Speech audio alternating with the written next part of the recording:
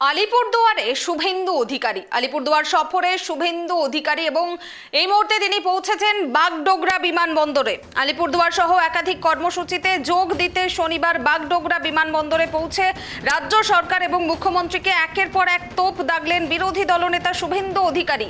সাংবাদিকদের মুখোমুখি হয়ে তিনি স্পষ্ট ভাষায় জানালেন, স্বচ্ছ ভোটার লিস্ট না হলে ভোট হবে না, নো এসআইআর, নো ইলেকশন। পাশাপাশি ওয়াকফ বিল নিয়ে মুখ্যমন্ত্রীকে দ্বিচারিতার অভিযোগ শুভেন্দুর।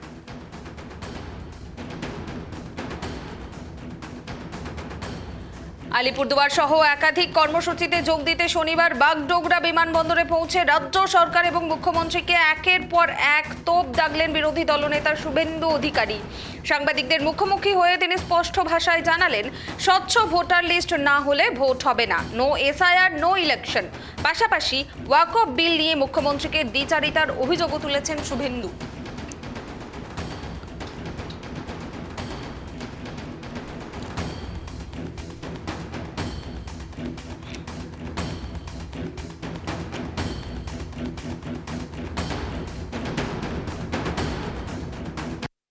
মুখ্যমন্ত্রী সব সময় দ্বিচারিতা করেন। আমি মুর্শিদাবাদে দাঁড়িয়ে মুসলিমদেরকে ধন্যবাদ দিয়েছি যে তারা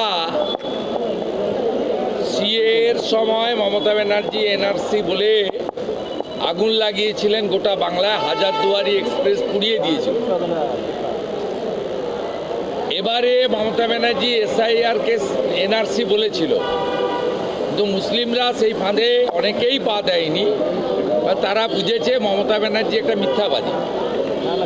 ওয়াকফ অ্যামেন্ডমেন্ট বিল নিয়ে তৃণমূলের দ্বিচারিতা, মমতা ব্যানার্জির মিথ্যাচার, আজকে ওয়াকফ অ্যামেন্ডমেন্ট বিলের প্রয়োজনীয়তা অসহায় গরিব মুসলিম মহিলা এবং যারা এতিম অনাথ তাদের জন্য নরেন্দ্র মোদীজির সরকারের ওয়াকফ প্রপার্টিকে একটা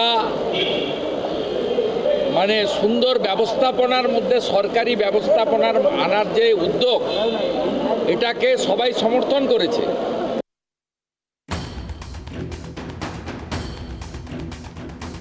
উত্তরবঙ্গে শুভেন্দু অধিকারী আলিপুরদুয়ারে একাধিক কর্মসূচিতে যোগ দিতে শনিবার বাগডোগরা বিমানবন্দরে পৌঁছালেন শুভেন্দু অধিকারী।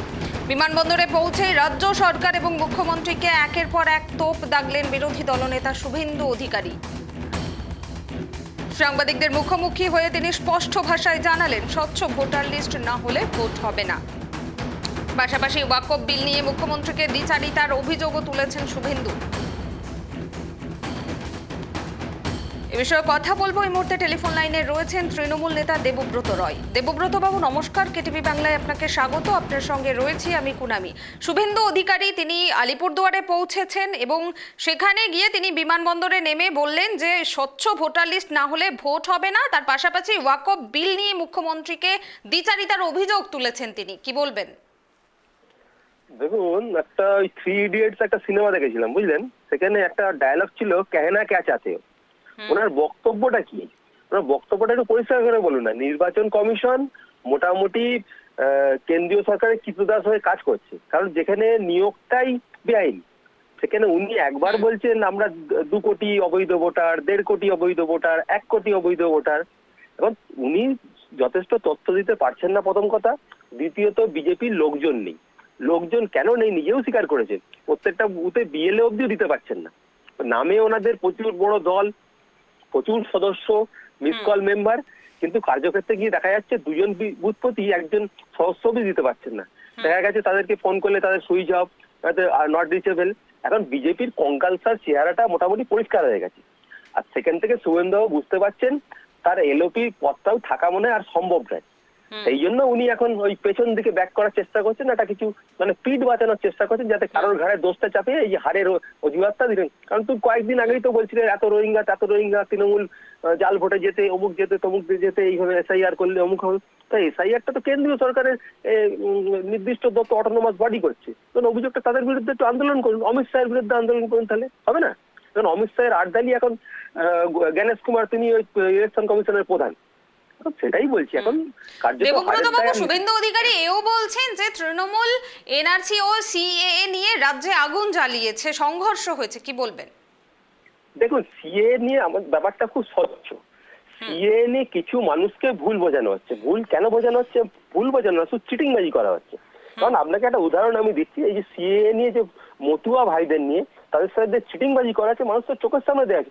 তাদেরকে পয়সা নিয়ে হিন্দু কার্ড দিয়েছে। আরে হিন্দু কার্ড দিলে কি সে নাগরিকত্বের পরিচয়? আর যদি সিএ তে বলা হচ্ছে তোমাদের কাছে, সরকারকে যদি প্রশ্ন করেন কত মানুষকে সিএ অ্যাপ্লিকেশন করেছে, উত্তর নেই। কত মানুষকে সিএ তে আপনারা নাগরিকত্ব দিয়েছেন, কোনো উত্তর নেই। কত পরিমাণ অনুপ্রবেশ রয়েছে যেটা প্রশ্ন করেন কেন্দ্র সরকার, যে কোনো উত্তর নেই। পুরো একটা ভাওতার উপর দিয়ে চলছে।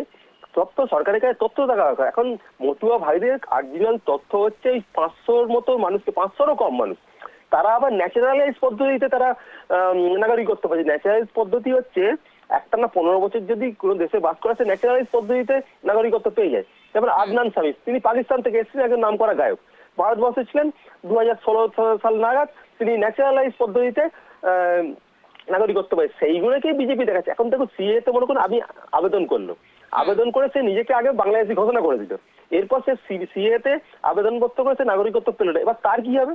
তাকে নিয়ে তো সে ডিটেনশন ক্যাম্পে ভরবে। এই উত্তরটা কিন্তু শুভেন্দু বাবুর কাছে আর শুভেন্দু সরকারের কাছে নেই। আবার বলছি, মানুষকে সিএ এর গাজর ধুয়ে মানুষের সাথে চিটিংবাজি এবং তঞ্চকতা আছে। এরকম তঞ্চকতা এরা আগেও করেছে। কখনো নোটবন্দির জুমলা, কখনো বছরে 2 কোটি চাকরির জুমলা, কখনো এই 15 লাখের জুমলা, এরকম করেছে। অনেক জুমলা মানুষকে দিয়েছে। কার্যত বিজেপি মানে কঙ্কাল তার চেয়ারটা ধরা পড়ে যাচ্ছে। ঠিক আছে, বেশ বেশ, ধন্যবাদ দেবব্রত বাবু।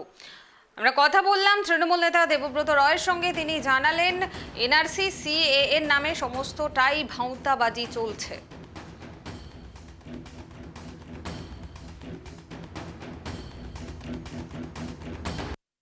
মুখ্যমন্ত্রী সব সময় দ্বিচারিতা করেন। আমি মুর্শিদাবাদে দাঁড়িয়ে মুসলিমদেরকে ধন্যবাদ দিয়েছি যে তারা সিএ এর সময় মমতা ব্যানার্জি এনআরসি বলে আগুন